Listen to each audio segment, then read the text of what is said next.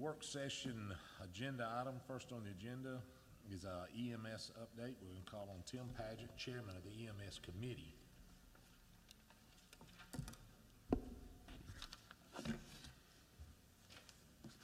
Good afternoon, Chairman and Board of Commissioners. Just want to kind of give you a little bit of update about the EMS committee that you all appointed in 2015. We've been meeting pretty much bi-monthly or as needed, and as you know, we've been looking at the call volume for ambulance calls within Carroll County, and we have a presentation tonight put together by West Georgia Ambulance to show y'all some things that we've had in the past, and just like for y'all to look at that and see what you think. And at this time, I'd like to turn it over. Also, we have our EMS committee with us tonight.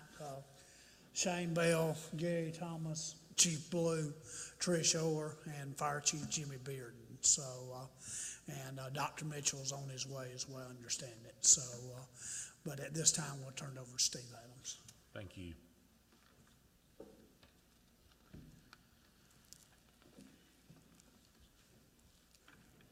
Thank you, Commissioner, and good afternoon. Thank y'all for allowing us to give a presentation. Tonight, I have Benji Alexander with me, Shane Bell, and Kia Greer. Excuse me, I got acid reflux, so I'm gonna be hiccup up, and so tolerate it, okay? I want to give you a little bit of history. You know, I've been providing ambulance service here in Carroll County for going on about at least 40 years. So it's been a long, so me and Carroll County have been through a lot together. When I started the service back in 1970s, what is 76, Ben? Before that, Benji and I worked at the EMT together with Metro Ambulance. So Benji's from Hurd County, but we got it started and we bought it from Beaupound, which was Metro Ambulance like 40 years ago. So over that time, we've seen the county grow and grow. I've seen the county go from 3 ambulances up to 5 now. And a lot of time we were working 24 on and 24 off. So I've seen a lot of history, and I've seen EMS can continue to grow. And we've enjoyed that. You know, Carroll County has made me the person I am, and I appreciate Carroll County. And I've had ambulance service all over the state of Georgia, but this has been my true soulmate. I mean, this is what got me started, and this is my heart in.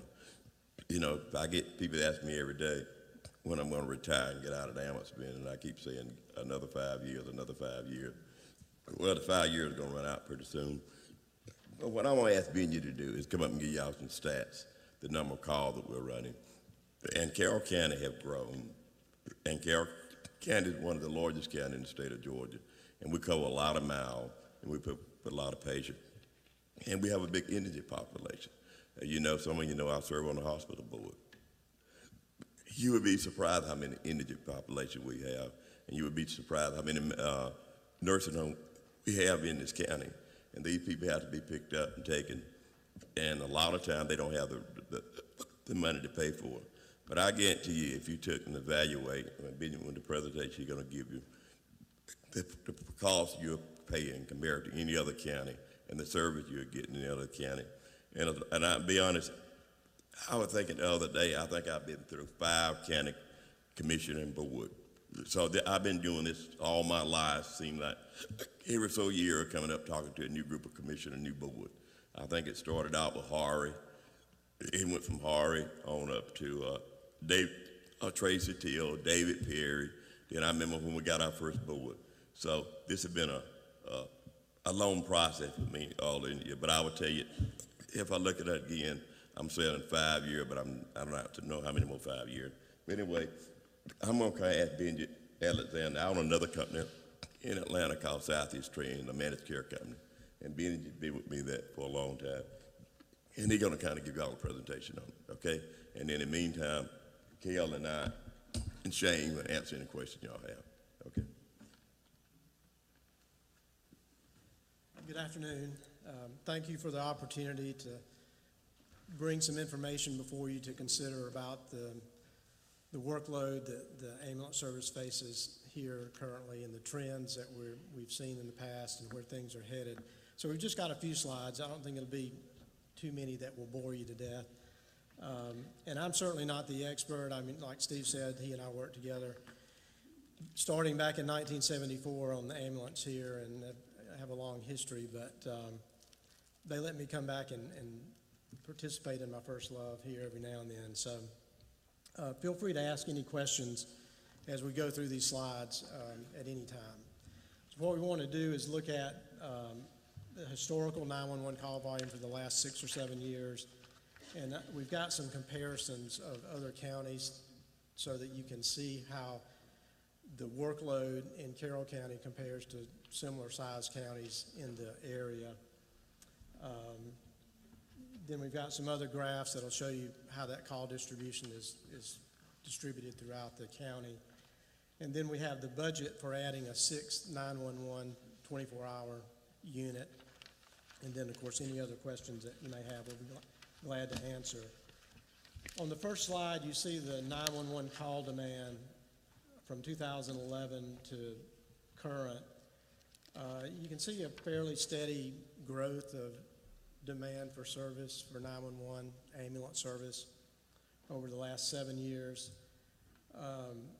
We're projecting, based on the call volume through October, it looks like we'll end up the year around 16,500 calls for 2017 calendar year, which is really a little bit of a drop from last year. It's the first year that there's been a noticeable decrease in volume from the prior year. So I don't know if we maybe are tapping out at that point, or we just had a little bit slower year this year for some reason. But overall, the trend has been a fairly steady increase in demand over the years. The last time that a 911 unit was added was in 2005. Is that correct, Shane? So we've been absorbing this increase in demand for quite some time with the number of the 5 units that are currently available 24/7 now. And then we run, how many day trucks, Jay? We've got 3 day trucks, and then we run one truck non-emergency at night. So those are resources that are being contributed, you know, without county expense that Steve is, you know, these units run primarily to handle non-emergency trips, like the nursing home trips, but they are all ALS staffed and equipped and are available to run 911 calls, and oftentimes get pulled into the 911 system when all the units are tied up. So that's kind of a beneficial backup system to the 911 system. There's a lot of information on here, and I hope it's not too confusing, but we looked at some comparable counties so that we could compare, you know, where is Carroll County in the resources that they have and the level of response that they're having to provide in comparison to these other counties. So we looked at Coweta, Douglas, Floyd, Fayette, and Henry because they were either comparable in land area or population. The population numbers are from the Census Bureau, with the most recent projection being 2015. Let me grab my copy so I can read the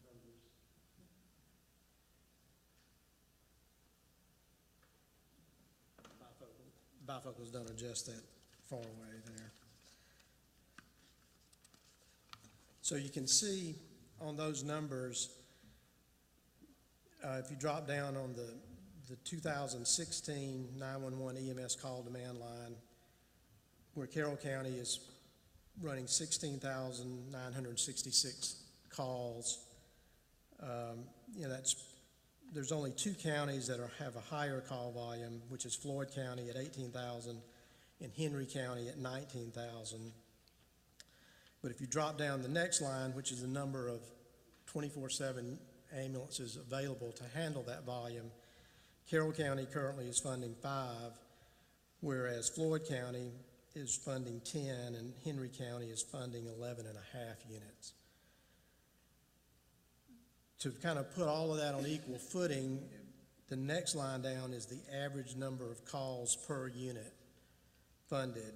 The Carroll County units are handling on average 3,393 calls per year, which is over 1,000 calls more than any unit in any of the other counties that are comparable.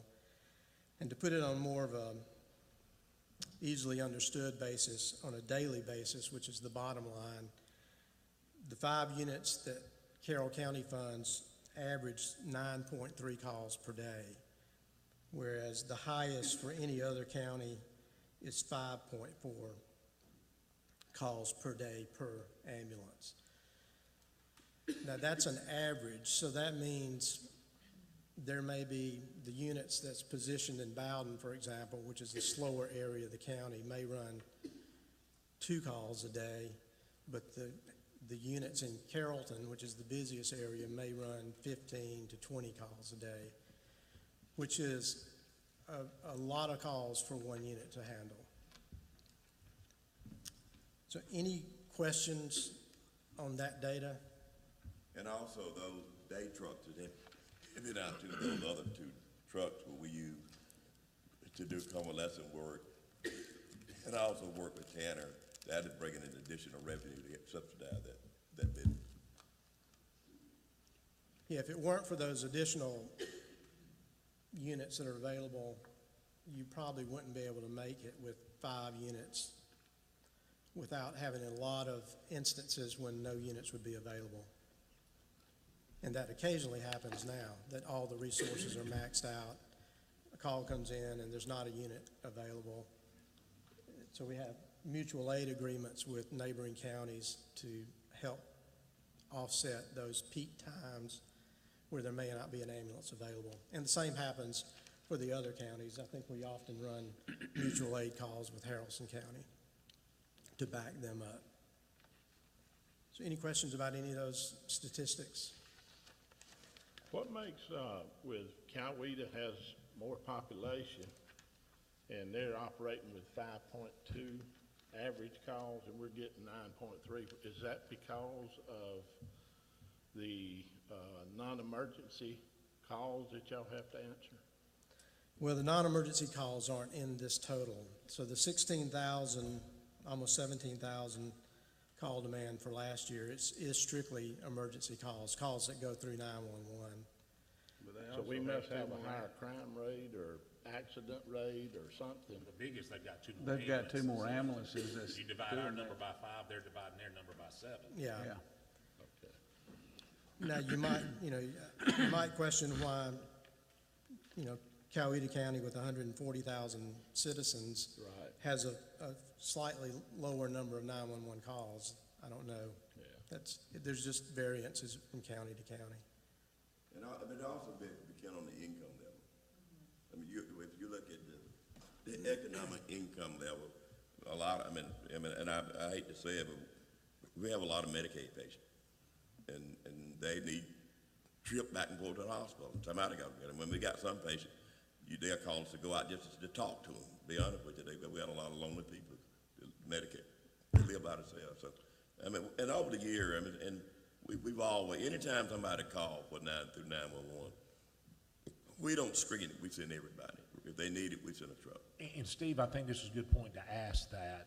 Those are called I've read a lot about it and talked to y'all about it, goodwill calls. Right. Where you're just going out and sometimes don't have a major. Yeah. And nationwide, are you seeing counties, is the trend to keep? Well, they are doing a study. We're trying now. to answer all we What can. they're saying, well, you don't need emergency doing other things.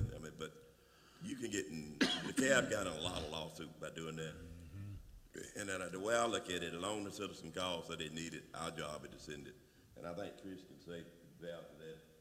If they call and send an ambulance, we don't question, we just send them an ambulance. Because we're seeing the same thing in the fire department. Yeah, yeah. All the emergency services, Right. reason I ask. Okay. Right. Okay, any other questions? The next slide is just a graphic to show the difference in the number of average calls per unit per day. As you can see that Carroll County is by far, close to double the volume that the other counties are having to manage on a per unit per day basis. The next slide is kind of a what-if scenario based on where we're projected to be in 2017 at 16,500 calls.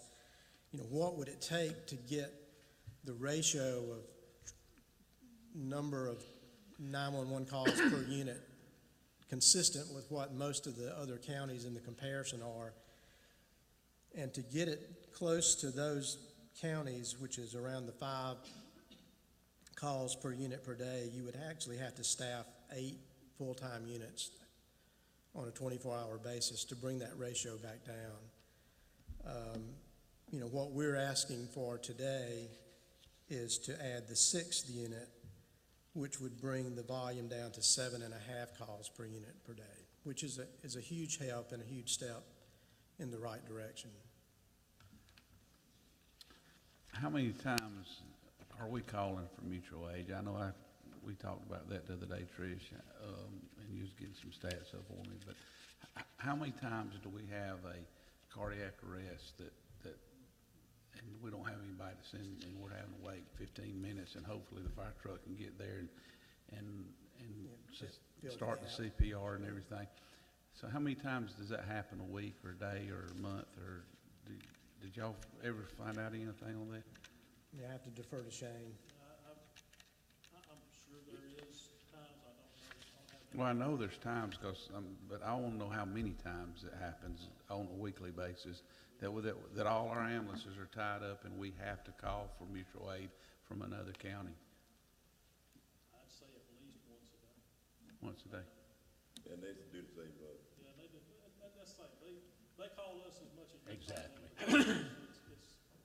But the story is that if we didn't have the convalescent truck, we didn't have, I think you and I met and I agreed to put on a 12-hour truck, right?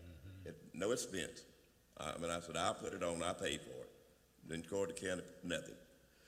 I put that truck on. Then we got these day trucks, 2-day trucks we're running that sometimes even if they're not running convalescent call, they're running 911 call. And even for 911 call, they forget the convalescent patient and go to the 911 call. If we didn't have that in there, we really would be in trouble. So I mean, we've given a lot to support to make sure the county got what they need. But to get to a point that I can't give, I mean, and I think when you go through a presentation, and we look at it, I'm willing to pretty close split the deal. I'm not saying you guys give it all. I'm saying help me a little bit, and I'll help a little bit. And I think that's teamwork. And you'll see that in your presentation. I'm not coming here and saying, give me $500,000. I'm coming and say, split half of the work with me. I gave one 12-hour truck with no expense at all. It came from me. I'm just asking for a little help. Tim, when was that vehicle added? I believe it was April or May. Okay, And with no expense to the county. Exactly. I said, I'll do it, I'll eat it. Okay. yes, sir. Any other questions before we move forward? The next couple of slides just give you some different viewpoints as to where the workload is coming from. This is a percentage of calls based on communities. As you can see, the majority of the volume is coming from Carrollton area, 60% of the calls, with Villa Rica being second at close to 20%. You know, and the calls generally come from where your population centers are, so that's logical.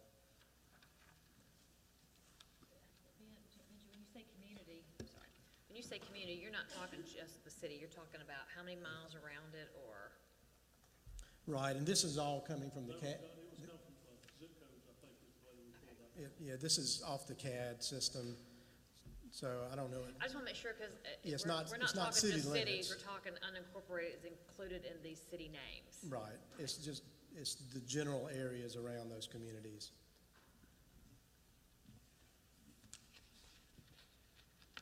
The next slide has it split out by fire zone. The Carrollton fire stations are 21, 22, 23, and 24. Again, so those are, you know, half of that, the left side of that pie is the Carrollton fire stations. So it's just another perspective. on that workload.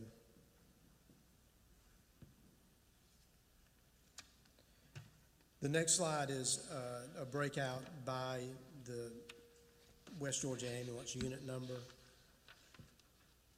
So you can see the Carrollton unit is 41, and the next closest unit is 45, which is the unit stationed in Clem, which is, what, 5 miles outside of Carrollton, or 3 miles.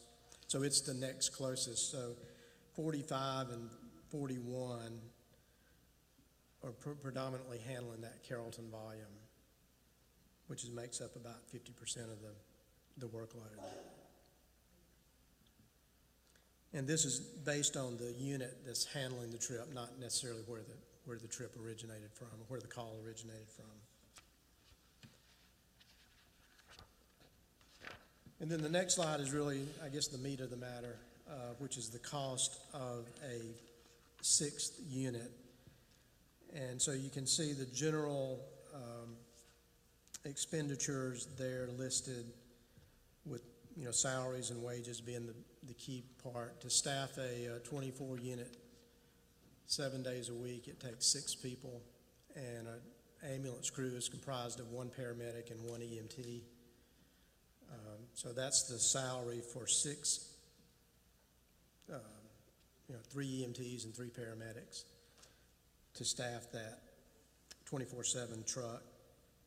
And then you have the other expenses listed for a total cost of $532,000 for one 24/7 EMS unit. That includes the depreciation expense for the equipment, which is footnoted below. A new ambulance is running around $138,000, and the equipment for that ambulance is right at $60,000. So you're looking at, roughly $200,000 in equipment cost. And that would be depreciated over a 4 or 5 year period. So with the funding, if Carroll County were to chip in $300,000 to help support the funds for that unit, it would leave a $232,000 deficit, which is what Steve said he's willing to pick up. Thank you. How long is that offer good on the table for? Ma'am? How long is that offer good for? Today, What's the now. expiration date, Today Steve? only. And then, this is a partnership deal, and if we can sit down, and I can't absorb all of it, and we gotta build a new station, and we're trying to build a nice station for the EMT to stay in, because that keep competitive with the competition, But if we could sit down and come up with something in that between, and that's a little bit more than half, but that's what it takes. And I'm already putting 1 truck up, a 12-hour truck, at my expense already. I would ask Lehman, from the standpoint of spliced, from the money that you're wanting, are there things that we can pay for it out of spliced? It's like, it's better from a cash standpoint. Right. We don't have cash. Right. But if we can use splice funds, then that makes us better able to do something. So, it, I don't know if y'all ever worked for the county bought the ambulance. We've done that, look, I've done it, I've been in this business, I've done everything with Carroll County. They bought the ambulance from it, they paid for the gas, every group I deal with, I'm not trying to be, they have did different deals. So I'm willing to do whatever we can get to a win-win deal. Right. The key to it is to take care of people. If we can work something out like, can sit down, I'm willing to do whatever it takes. I didn't hear what you said. Would you use your microphone, please? Yeah. That's okay. You asked about what could be used for SPLOST. Well, in his calculations, he's showing that the new ambulance cost $138,000, which they're depreciating over 5 years. Yeah, I think it's, And so that would be a SPLOST Right. expenditure if, in lieu of having the depreciation, the county actually just bought the ambulance and worked something in the deal. Yeah. I wondered about the station rent. I don't know, do we have building that could be used for the station. Might be something that the county could provide. What we need to instead of- do is figure out how we can use SPOS dollars to fund. And I know we have to do it like capital expense type thing, so we can't pay salaries and things like that. But, you know, I think that's all reasonable and, I know it's needed. It might help get through the first year anyway, so. So You know, if we could sit down and I'm willing to work with you guys in a way possible to come out way that, you know, I'm not here to, I want to make some money and we do make some money. I'm not going to say until you don't, we don't do that. But I'm willing to share what I got to make sure we can deserve what I need. Right. And if we can, you know, that's what I'm saying, if we could sit down and go halfway or whatever to make this work, I'm willing to do whatever it takes. And the goal would be at new budget time, July 1, to have on board running, so. What we've discussed in our EMS board. Can you use this too? Yeah. Yeah, come on up. I don't know. What we've discussed in our EMS board meetings is that right now, we don't have the personnel to put this up. So we've got to get folks hired in and everything. So if we start the process, we need to start it now, working towards that next budget process. But if we are able to get the personnel and everything in place, then we would like to go ahead and start it as soon as we can. So Steve would be absorbing the cost of training the new personnel and everything too up until July 1st. Is that, So she's saying that we would take care of everything up to the new budget stuff. I mean, is that, I'm not asking, well, I guess my question is, would we start We've- July we've- 1st? we've already got You're people- starting to train the people? We've already got people in school. Okay, I Yeah, I we've already got- misunderstood. Yeah, we've started that process now. Okay. Yeah, we started that process over a year ago, or right at a year ago. But y'all, I mean, so y'all want to go on and hire the personnel now and start it? We and have then wait? paramedics we have EMTs in paramedic school now. Until they get out of paramedic school, it's hard to find paramedics right now. And we've lost good paramedics because of our call volume that we have going to places that are slower. So we're trying to make sure we've got everything going here, but we went to the point of putting, I think we've got 6 or 7 people in class right now in paramedic school. They will start graduating in April. So that's what we're saying, April will be the earliest we could do it. The 300,000 won't be a one-time fee. This will be in the budget from now on, right? It will be Is in that the budget, correct? It'll be increasing the budget, And 300,000. you know, it's not gonna generate a lot of revenue. What it's gonna amount to, I'm gonna have to bite my bullet too. So I won't say it won't, the thing begin to grow, you know, people get more people get off Medicaid. I'll be honest, the Affordable Care, with all these cuts in Medicaid is hurt. I mean, it's hurt insurance company negotiating. No one is paying what they used to. You know, with all the calls we run, we might collect 60% of the revenue. The rest of it goes down, so I don't know what's gonna happen. I mean, healthcare, is it, you know, maybe they passed some law that give more people more insurance. I don't know. I have no idea. But if you notice, I haven't came back to y'all in a long time. And I wouldn't be back here if we didn't need it. Oh, yeah. And it's not that I'm coming back to put money in my pocket. I'm coming back to make sure the county can get the service they need. And I'm willing to take money out of my pocket to make sure we get that. Well, I'm sure we need it. I just want to understand that this is Yeah, going it to would be be- not it a would one-time probably- yeah, yeah. expense. It's going to be. But I think it will be there for a long time. Right. But I think, but at the same token, if things got better, if insurance got better, and I saw that we could, if we could afford to put a truck on without coming to you, I won't come to you. And I think y'all know that, I do that. If I don't need y'all help, I don't come ask y'all for anything. I put it on without y'all help. But right now, the way the insurance reimbursement, with the Medicaid reimbursement, the cuts, you know, we used to have a 70% collection rate. Those days are gone. With the Steve, change- let me with the ask you a change- question. Go ahead. If, are ambulance like fire trucks, if you want to buy one, do you have to order it and it takes a year to build it? This, we Or- can usually get one turned around in about 120 days. And y'all had one total, so y'all gotta get that We're fixing to one. have to order an ambulance for that to replace that. So if we're gonna put one on the next budget cycle, then we need to make a decision that we're gonna do it now, so y'all can get it ordered, so it'll be here when it's time to come. Okay. But what I was trying to say is this right here, at the county can grow, is this gonna be efficient enough? Well, I'm hoping that if healthcare changes, then we'll be able to do more down the road without coming back to you guys. But we're just at the point with the cuts in Medicare and insurance.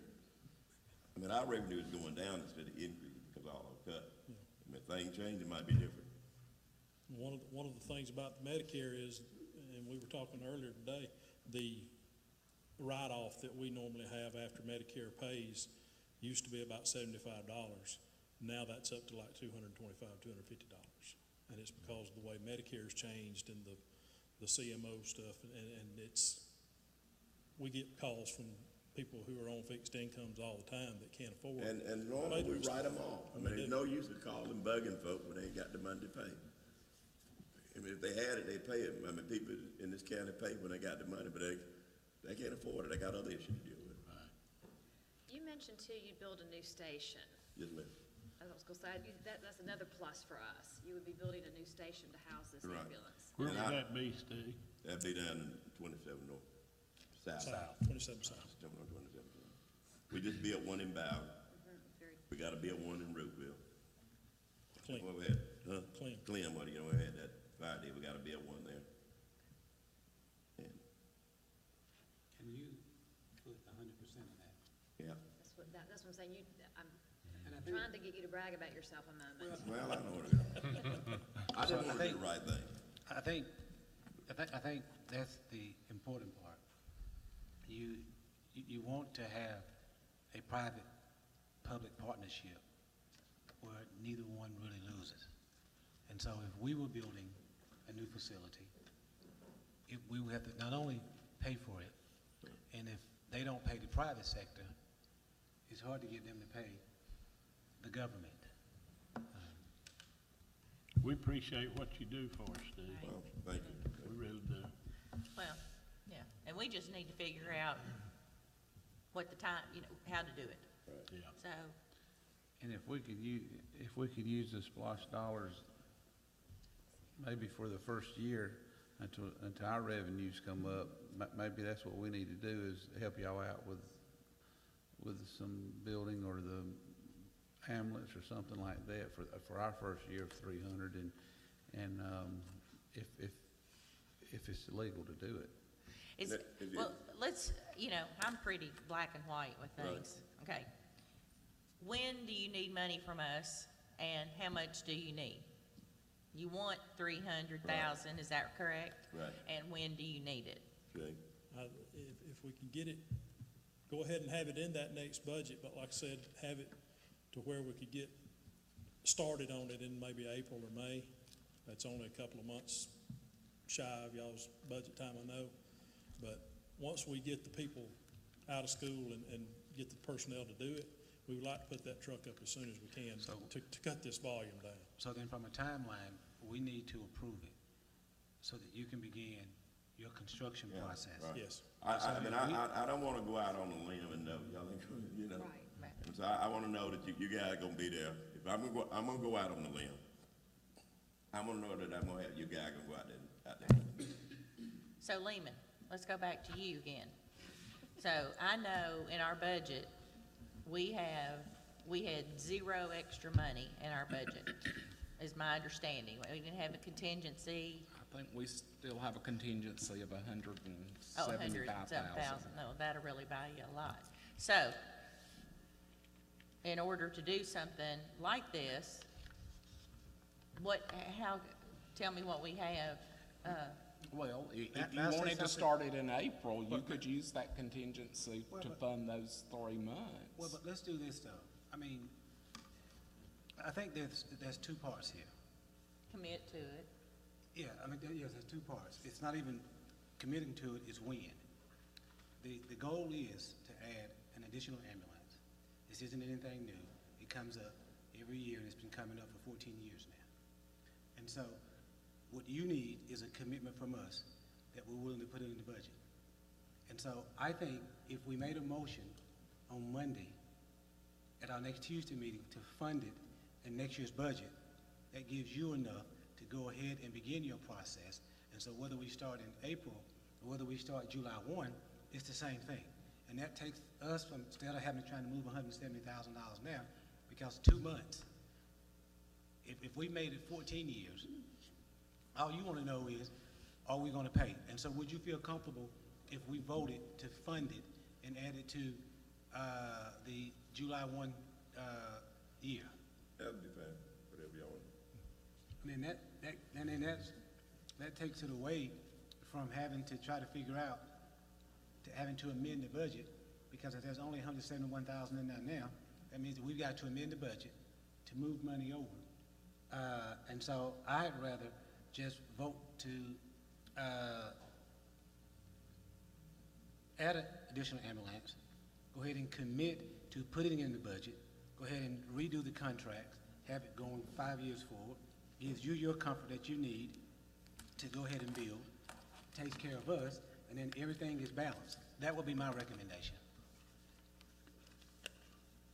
I was thinking that they needed to order an ambulance. They need to Once get we it on vote order. and approve, Yeah, that's what he's saying. They don't That do gives that. us the, He that just gives want to us know, if we put in the budget, Well, that's I know, what, but he needs that's money what I was saying, before, look, he needs money before July. why we couldn't give him splash money for the ambulance and take it off the line item. They need some money 300,000, before July. let him move And forward. Lehman will need to look I at it missed that. as Okay. well as Stacy too, but that might be an offset or something we can Yeah. discuss too. But the biggest thing is Give the him vote slots and for the that one. commitment. yeah, I think, Yes. yeah, You know, if y'all would just vote, make a commitment, I will work with you on the detail. that's what I was saying, Okay. yes. If y'all would do that, we'll work on it. That's Commissioner all North, I- yes. I didn't need, for me to go out there and do something, I need to know y'all got my back. That's all I need. Thank you, sir. Thank you, We Steve. do appreciate what y'all do for us. Anything else? Not Tim, Steve, thank y'all very much. It's a great partnership, and thank you. And I want to thank also the committee for being here. That's not extra funding for y'all, and I've been in most of those meetings, but Gary, every one of y'all for serving on that and helping us pull this together to do what's right. Thank y'all. Thank y'all. Thank Thank you, you. Commissioners. Appreciate it. Next item on the agenda, item number 2, is a comprehensive plan update. We call on Janet Hyde, County Planner, Community Development. Hey, Commissioner.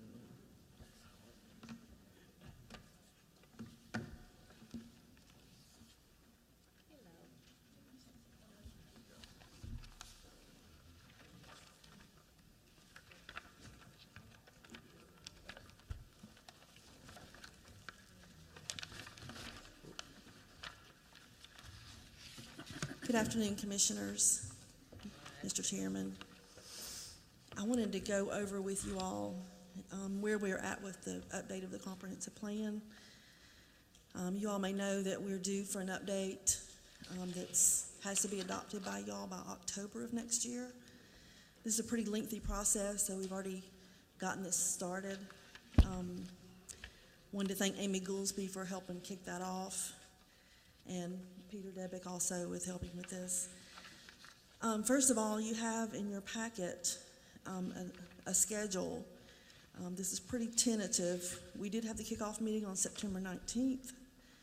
We had a staff meeting on October 5th. We had a steering committee on October 30th. At the kickoff meeting, we had about 10 or 15 members of the public show up. And they did give some good comments. They made some marks on the future land use plan. But we had hoped that we'd have a little more than that. We will be having more public meetings, so there will be time for your constituents to have input later. The steering committee consists of Matt Wyndham with Carroll County Water Authority, Terry Jones from the school board, or from the Carroll County Schools, Commissioner Michelle Morgan, Donna Lackey from Carroll Tomorrow, and then community development staff. We do plan to meet with the municipalities sometime in the next 2 weeks. We have a meeting set up already with the city of Villa Rica next week. That is to find out where their growth is anticipated, because we need to take that into account when we do our future land use plan.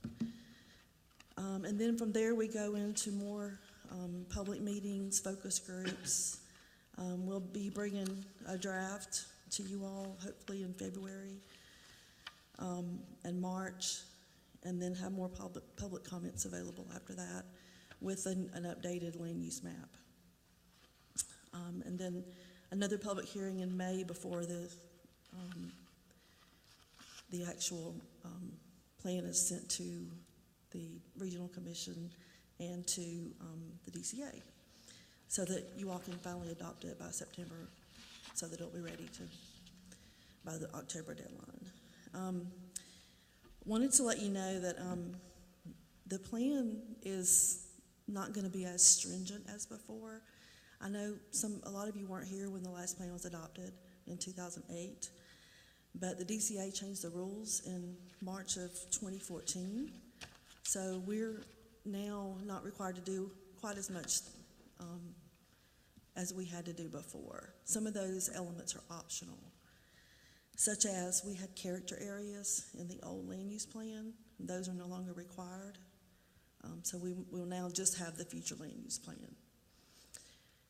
In your packet also, you have a public participation plan. This is something that we just put together as a guideline for how to get the public to have input to the plan. The next sheet that you have is a list of all the plan elements. You'll see community goals, needs and opportunities, community work program, capital improvement element, economic development element, land use element, transportation, and housing.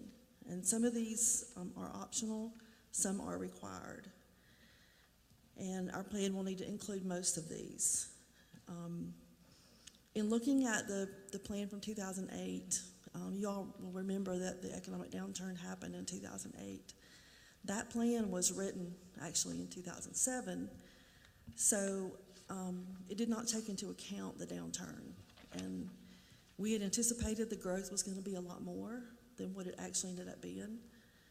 So when you look at the land use plan and the future land use, I don't anticipate that you all are going to want to change a whole lot from what was adopted in 2008, because the growth didn't happen that we thought was going to happen.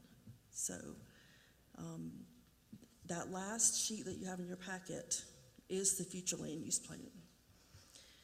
And I know it's kind of tiny to see on that paper, but we do have bigger copies in the office if you'd like to stop by and take a look at those. So yeah, we don't anticipate the growth being much different than what's on that map that you have in your packet. So just want to go over a few of the elements of the plan. One of the most important things is the community goals. That is where we establish a vision for the county. And I don't know that that's going to change a lot from what it was before, as far as what you all see as the vision for the county as a whole in the future. One of the things that will need to be looked at strongly is community policies.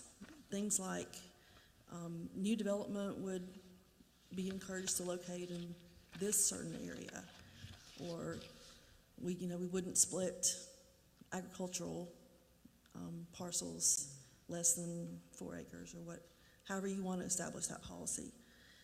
So those are the kind of policies that go in the comprehensive plan, and they end up getting transferred over to the development regulations. And then there's needs and opportunities. We'll have to look at doing a SWOT analysis, strengths, weaknesses, that sort of thing. And then a community work program. This is where you address priority needs and opportunities. You address what kind of things are going to need capital funding for the next at least 5 years. While this is a 10-year plan, we do update the community work program every 5 years. So, and then that all-important land use element that has the future land use plan. The transportation element is optional.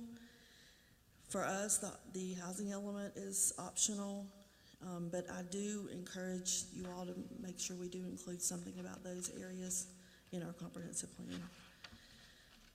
At a minimum, I want to talk about a little bit about notification. Local governments have to notify all of the municipalities, the regional commission, and the DCA. And then the DCA will in turn notify state agencies such as the Department of Transportation, Department of Natural Resources, EPD, whenever we get our plan adopted.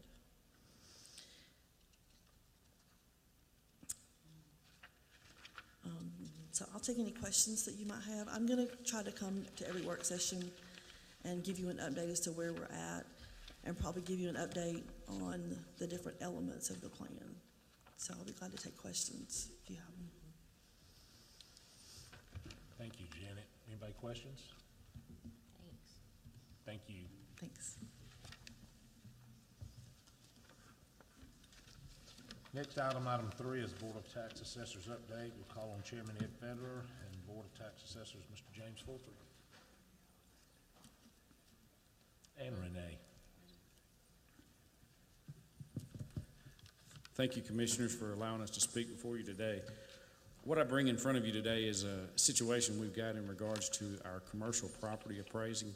Currently, as you all are aware, we do not have an in-house commercial property appraiser. So through the last consent order, when we redid all the properties, we had GMAS do our commercial properties as well. And in doing so, because of not having an on-staff employee, we just felt it wise that we renew the contract, a 3-year contract with GMAS to continue analyzing commercial properties. As you're aware, we have to touch them all every 3 years, so it's just easiest to allocate a third. That way we know that we're in state compliance and we've touched all the properties. However, you all already had this presented to you before, and you had asked us to go back and consider hiring an on-staff appraiser. We have done that. We've gone back and we've talked thoroughly with everybody. We've asked Mr. Stevens, and he's provided us financial data, which I think we've shared with everybody. And what we've come down to is we're both right. We do believe it's in the best interest of our taxpayers and us as the Board of Assessors to have an on-staff commercial appraiser. However, we feel at this time, we don't think that person's out there readily available. And from a budgetary standpoint, it probably cost us about $65 a year.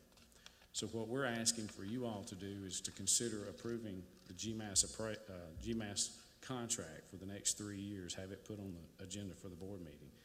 And in that time, we can start working with you all and Mr. Stevens about addressing a budgeted position for a commercial appraiser in the upcoming budget year.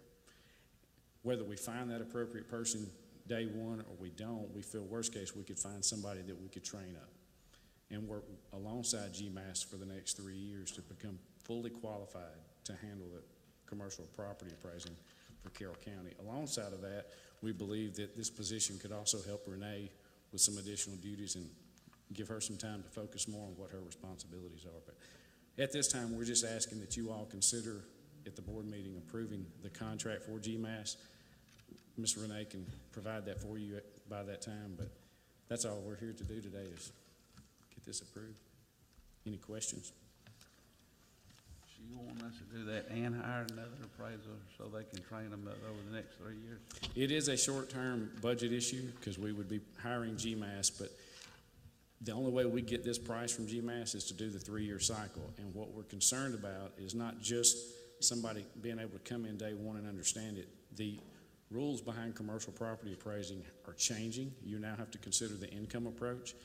And currently, not very many people through the state qualifications have that ability to do that.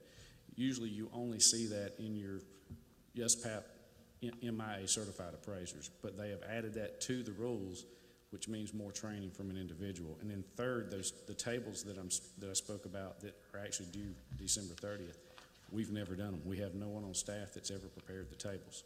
So going through that round with GMAS, we should get a well-qualified, well-educated employee on the tail end. So yes, we would have a 3-year window of double expense. But we've spoke to Mr. Hugh Bass in the county, which most of y'all know. We've talked with all the other counties. Half of them outsource it and half of them employ it. But every one of them still has a staffing issue of keeping a qualified commercial appraiser just due to the expense. Well, and 65 still seems pretty. It's pretty cheap. Cheap. Considering I'm in the banking world, and I can tell you most commercial appraisers make six figures. Yeah, easy. Okay, Lehman. So this is something, you're needing a position, you're wanting someone, or we make a commitment on this 3-year thing with GMAS, and then when would that start?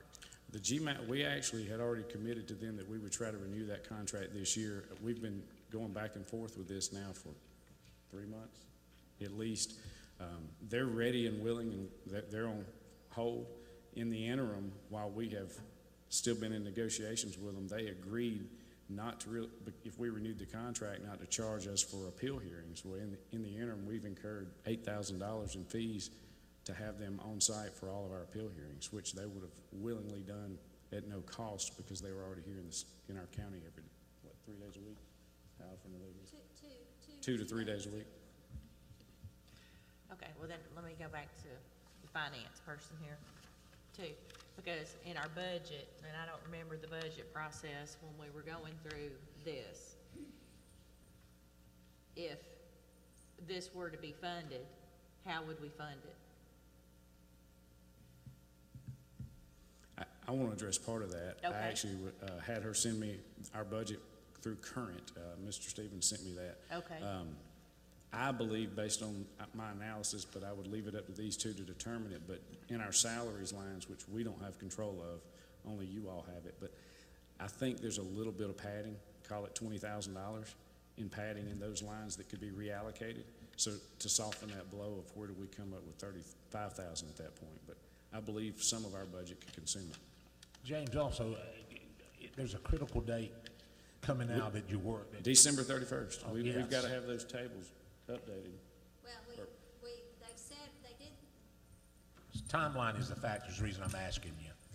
they did the, they did the review for 17 commercial and industrial. So we have several appeals that are going on to the Board of Equalization and to a hearing officer. So what they agreed to is initially, if they were gonna be put in this position and be the contracted appraisal company, then what they were telling me is they were considering waiving these fees. So the deadline, we've got 3 years out to begin reviewing those parcels and redo all the tables again. So 3 years out would be 2020. Well, we're fixing to be in 2018 anyway. So time moves very fast in our office. It goes from whatever's there January the 1st, and then we do assessment notices in May and June. So we're already into the 18 tax year now at this point. So, we don't have anybody there except for me to answer the questions or anything. So if we. I was asking, don't we have something due December, end of this month, end of December? There was something due to the state. Oh, you're talking about the consent order and it being finalized?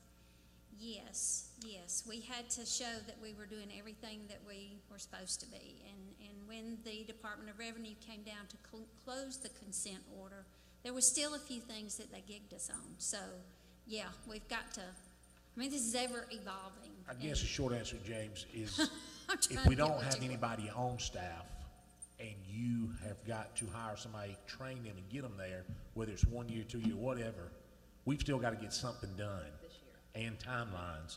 And you're providing us an additional option, or an only option as I see it. Correct. If we don't, at some point, we have to do something, whether it's GMAS or higher. It's just going to further put us behind the 8 ball the longer we wait. And our position is, let's just say we wanted to hire somebody. That was the goal.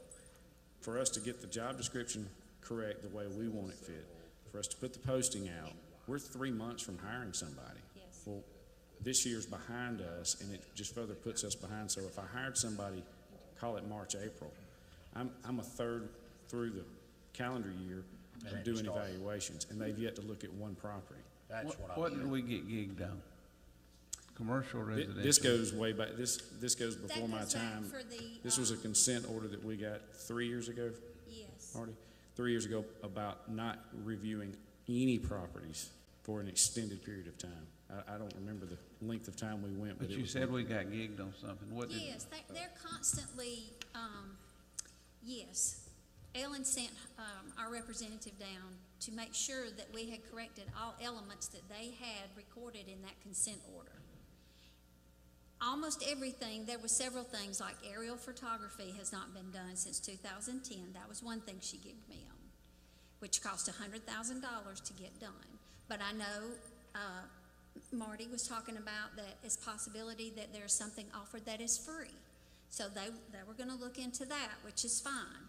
And I told her that, but there's lots of things that I have to defend, like that was one of them. Our mapping system being as antiquated as it is, our mapping office, that was something, I mean, this is, you know, there's lots of things that need changing that we need to be brought up to date. Those are just a few things. That's just two things that I can roll off the top of my head. The question is then, are you gonna be able to meet the demands of the consent order or whatever by December 31st? Yes. Are you going to be able to meet those? Yes, we have met Okay. that at this point in time, and they are closing the consent order Okay.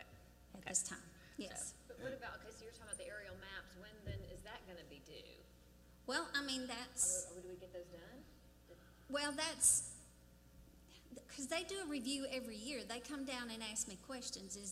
Have you got this? Do you have that? And they were okay because they were asking about the conservation use exemption. And I told them since we didn't have the new aerial photography, that we've gotten really good at Google and Google Earth. And the soil conservation, the ASCS thing, has the actual photography, so we use that. So right now, It that fulfilled something from that. Exactly. Short term. Exactly. It will need to be addressed long-term. Yes. That's what I wanna make Yes. sure we're staying. But the goal, and not to rush in them having their own, is Pete uses different software for different things. What James has brought is us kind of coordinating departments and trying to use as much off one, Yes. instead of having 3 or 4 different systems out there. So, I just have Really, one right? question.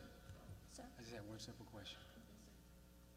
If you didn't have this, if we don't approve this tomorrow, on Tuesday, what impact will it have on you closing your year out this year in December? Okay. As of December the 31st, the contract will be, well, the contract's gone with GMAS. So if I have hearings that are going, and I do, that are gonna move over into January, then it's gonna be left up to me to defend that value. So it doesn't have anything to do with the state. Well, the reason Well- and I'm okay with that, I just wanna, we keep tiptoeing around, we're gonna get you the help you need, okay? All right, so I just wanna know why we're doing it. So what I'm hearing you say is the main reason is so that you'll have the technical support you need. Yes, sir. So that, because if we don't, those who are doing it for free, we're gonna have a void in having that technical support in-house. Is that what I'm hearing?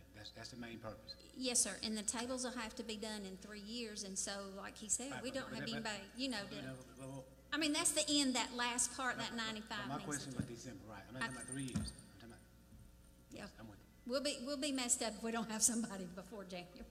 Okay, and what I'm really interested in is the bottom line, okay? It's like, tell me what you need, how we need to get it done, and then let us figure out how to do it. But this kind, you know, it's scary to sit up here and not know. You know, we had the consent order, we got through that, we've been through the commercial now. I just wanna get it fixed. I would say at this time, everything's on track. The commercial's the only thing we don't have pinned down. Our residential staff, they're doing what they're supposed to be doing. But right now, because we don't have a qualified agent, the thing in a nutshell is we're asking for GMAS only because we believe it's gonna take time to either find that qualified person or train them up. Okay. and you're only gonna get further behind if we don't. That's right. That's And what we're trying not to do is make the department work any more stressed than it is, because right now, she has to field any call related to a commercial property, and the consensus is, and I'm not putting her down, she doesn't have all the answers. Right. We have to defer to GMAS, and right now, it's put us in a quandary because they'll be gone. And we'll have to start paying sizable amounts of money to get them back in here, when underneath the contract, they'll continue to handle that. But in our viewpoint right now, GMAS is a short-term solution. The long-term solution is we want the on-staff employee. So, Mr. Chairman, do you have any kind of recommendation from yourself as far as you knowing all about this, how you think we should consider moving? To me, and Michelle has worked on this as well, Commissioner Morgan, I feel. Throw me under the bus. Yeah, no, not anybody, is that we charge the Board of Assessors to come up with a plan. I think you've offered us a very good plan, whether we like it or not, it's gonna cost us. You cannot provide a person on board to do what we're asking it needs to be done on a regular basis. Correct. Therefore, you're giving us an option. Here's what it is. And right now, that's the only valid option you've given us. My recommendation right now would be to go with this option, because we don't want any type of letters coming from the Department of Revenue and getting behind the 8 ball. And you've come on board and taken this on for that huge salary to help figure some of this out, and I appreciate another option. You know, it's not, I think Commissioner Morgan really did push wanting that person on board is the reason we dropped back to look. But if that person is not available, and Commissioner Anderson already talked with the fee, I know those people are gonna be probably more expensive than what we think, but if they're not available, we've got to continue to work. And Miss Vicki, I'll give you a great example. We caught the correction before it got too far out there, but right up the 27-113 corridor, GMAS, that bulk appraising's done a little different. Well, they hit everybody for a substantial increase, and I don't mean 100%, I'm 500%. Well, thankful we had two clients, two taxpayers call, and they caught it. And she was fortunate enough, she caught it, and we sent new notices to those taxpayers. But it's because they didn't understand that corridor. They attached it to all properties with that designation. And Well, you got caught. we So- appreciate you. I just want you to know. Absolutely. But that's why we think if we've got somebody on staff long-term, whether they're from the county, but they can learn the county, that knows what they're looking at, we can forever mitigate problems like that. Because it's no different than when, in my world of banking, when I ask an appraisal to be ordered for a property in Douglasville and they send me somebody from Norcross to appraise it, they don't really know the market. Right. But they do the best of their ability, and that's what we're saying is GMAS understands it, but they don't really know it, but they do a good job. However, we feel it's best that long-term we have that on staff. And I'll also say Chairman Federer, working with him, for once in the 4.5 years I've been here, we've got a plan, and we're trying to work a plan. And we're making decisions with the best knowledge we have, no different than we are with the ambulance. It may change a year from now, 2 years, we may not find that person at all. We may get them quicker, but Correct. yeah, we got something that we can work. So right now, I'm gonna clarify, year one is actually the current budget. So that's 2017 to next, it's right now. So Yeah. they're asking for $55,000 now. And I And believe then July 1st. Less what's in the budget. less what that we may- can massage in ours, Yeah. which I Okay, think so is up about, to $55,000. With overtime hours or whatever. All right, and then starting July 1st, 2018, you want another 18, 55,000. Yeah. And then the 95,000 is due at the end because it's a 3-year contract. So then we owe that 55 and 95, even if we find somebody, that has to be put in, yeah. yes. But the goal is to find somebody, so hopefully year 4, we have an in-house And they're up person. and running, having somebody that we all can relate. So and- year 3 might be more expensive. Correct. Okay, so I'll make sure that we're talking this And just so down. y'all understand, because I worked in government for 4 years over the school system, sometimes you take a step back to get a step forward in a few years, and you incur a little expense to do that. I think you've done a tremendous job, is what we asked. Thank you very much. Thank you, James, and Ed, Federer, and Renee. Thank y'all. Thank We you, appreciate James. y'all, thank you. Any other questions? Thank y'all.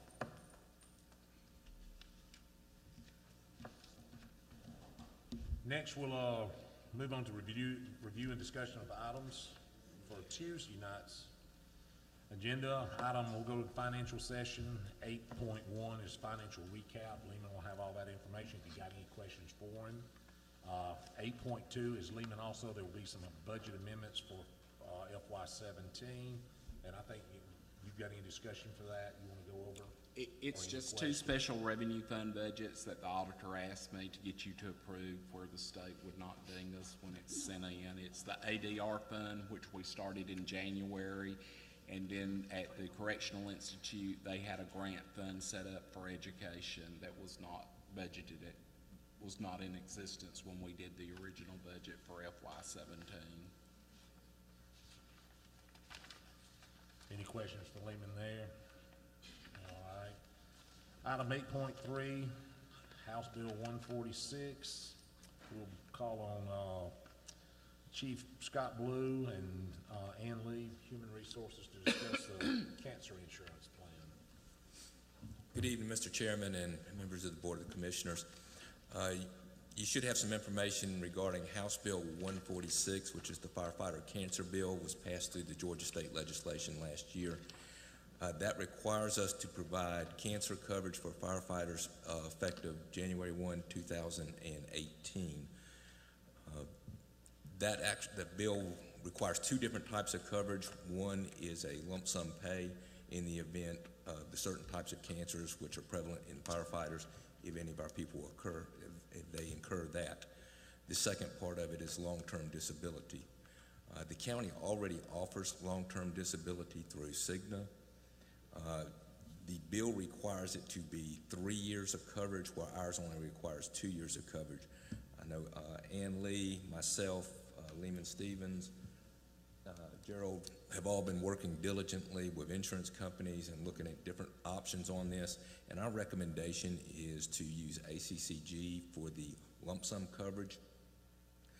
They have been working through the Fire Chiefs Association, the Firefighters Association, ACCG, GMA have followed this legislation from the very beginning while it was in its infancy, even through the past 4 or 5 years. So they're very familiar with the requirements of it. So our recommendation is for the lump sum portion for the ACCG GMA coverage to cover that, and since we already have Cigna, and it's actually a better coverage than what the House bill requires, and they've agreed to extend it for firefighters for that 3 years to meet the requirements of the law. Our recommendation is to use Cigna for that coverage. In the fiscal year budget, we budgeted for a half a year. The quotes that Ann Lee has gotten are actually under budget, what we anticipated. So we feel real good about those, and that's going to be our recommendation to the board. Okay, Ann? Thank you, Chairman and Commissioners. In front of you, you've got the proposal that we received from ACCG, and I just wanted to kind of go over that briefly with you. Like Scott said, there are two coverage components. There's a lump sum cancer benefit, and there's a long-term disability. All firefighters will be covered under the lump sum.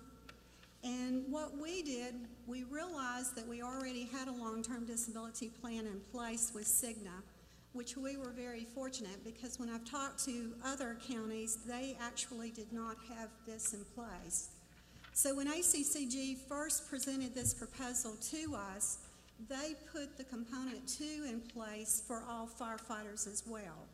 Now, when we talk about all firefighters, we're talking about full-time, part-time, and volunteers. So we went back to our broker and we talked about the Cigna policy that we already had in place. They agreed to extend. There were 2 items that we had to revise the Cigna policy with. And if you look at the Cigna, the long-term disability, it looks like this. So if you'll go to this sheet, the first column is what we have had in place since 2008. The 2 changes that we will be making to that policy, we will extend it 1 more year because the bill requires us to cover firefighters for 3 years, 36 months. So we're extending it from 24 to 36 only on the firefighters. And then the other change that we made was they have to be able to convert it out to an outside policy. So you can see the change. It's very small. This is quoted for a full year. We only have 6 months because this bill will go into place January 1, 2018.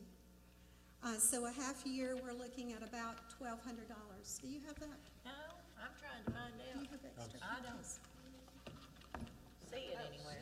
This right here. I didn't have it. I'm sorry. Y'all stopped everything. Sorry, that's all right. Sorry. That's no problem. So you see the second column is the change to the Cigna. Now, Cigna is only going to cover full-time employees. The bill requires us to offer the long-term replacement for volunteers and part-time. So we went back to ACCG and we said, we've got the full-time taken care of under our existing long-term policy. So we went back to ACCG and we asked them to give us a quote for just part-time and volunteers. So if you go back to the sheet that says ACCG at the top, you can see that component 2 is only going to be for part-time and volunteers. This estimate is also for 1 year, so we're looking at 6 months. We budgeted $20,000, so we're looking at a total of about $10,000, between $10,000 and $11,000 from January through June. And then, of course, we'll have to budget again for July. What they will do, we will not pay the cost in one lump sum. We'll pay quarterly. So they have already given us a proposal. It will start in January, but probably in March, they're going to want an updated roster. This roster can change because they will move from part-time, full-time. We may add on additional volunteers. This quote is actually for only 17 part-times, and our budget is for 21. So you can see that our numbers are going to fluctuate from quarter to quarter. So what we have in front of you, there will be a revision on the Cigna policy. We will sign up for the proposal if you approve it with ACCG. We've got a long-standing reputation with ACCG. I feel like it's a good proposal, so this is what we're recommending. Any questions? And you're saying we budgeted the 20,000. We did.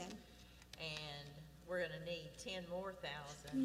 No, it's gonna cost us about 10 to 11,000 from January, so we're actually under budget. So we'll save. manage, There should okay. be a savings. Okay, great. So then that's gonna require Chief Blue to keep up with your staff, really, who's actively part-time, because, I mean, if people are on the roster and they never work or whatever, we don't wanna be insuring people that. That's actually, in the whole process of this, That's a job. the insurance agent, I said, sometimes it changes daily and even hourly sometimes, who we got. We seem to have a revolving door in Carroll County. We let people go and then we end up hiring them back. And what we found, Vicki, is that when we presented the roster to them originally in October, it had already changed when we went back and wanted a new proposal because some of the part-times had gone full-time. Right now, what will happen is if we have a part-time employee on staff and they are working for another agency full-time, we'll pay a reduced rate. So that's why they are going to bill us quarterly, because they're going to want to audit our numbers and they're going to want to be on track. So it's going to be up and down every quarter. And what about people that do work at two agencies? In that particular case, and in the fire service, that's fairly common. Every firefighter in the state of Georgia has a standards and training number. That's their permanent number. Doesn't matter what department they're at, that number is assigned to them. That's how they will be tracked through the insurance. And that was one of the big benefits of using ACCGMA, because they're very familiar with that system and how that works. And they've got a great working relationship with firefighter standards and training. For an example, if Harrelson County, somebody's working for Harrelson County and they're working for Carroll County, those premiums will be prorated for each one. Great. Thanks. Any other questions? Thanks to House Bill 146. Thank you. Another unfunded mandate. I was waiting. Thank y'all. Thank you, Chief. Thank you, Ann. Next item on the agenda for Tuesday is item 8.4. We will not call on Gerald Pilgrim. As of today, there's been a request to be removed for further look at, so we'll hear about it later. Item 8.5 is the Carroll County Development Authority. Tim Warden called late and contacted our county attorney. He could not be here. He will call each one of y'all personally prior to Tuesday night's meeting and make sure you got any questions there, and he'll be here Tuesday to represent. Is this gonna be something, though, we've already talked about, or is this new? It's not a new project, it's just to fund them, the Development Authority for Economic Development. Okay. The business session, we got a long line of appointments. If y'all have not read through them, please read through them. Item 9.1 is the Elections and Registration Board. It is a group appointment on 9.1. 9.2 is the Tax Assessors Board. It is a group appointment. 9.3 is the Employee Sick Leave Council. It is a group appointment. 9.4 is Planning and Zoning Commission. That is by District 6. Commissioner Chambers, if you'll contact office, if you need any help or whatever, looking at those. Okay, just so we'll be prepared for Tuesday night if at all possible. Yes, sir. 9.5 is appointments to the Water Authority, and if our records are showing, we're showing that as being districts 2, 3, and 4. Be prepared to nominate and put your person there. 9.6 is the Joint Development Authority. It is a group. 9.7 is appointment to the Three Rivers Regional Commission. It'll be a group. 9.8, Transit Advisory Committee. Michelle can update us on anything there. It'll be by group. And 9.9 is, that was it for the appointments.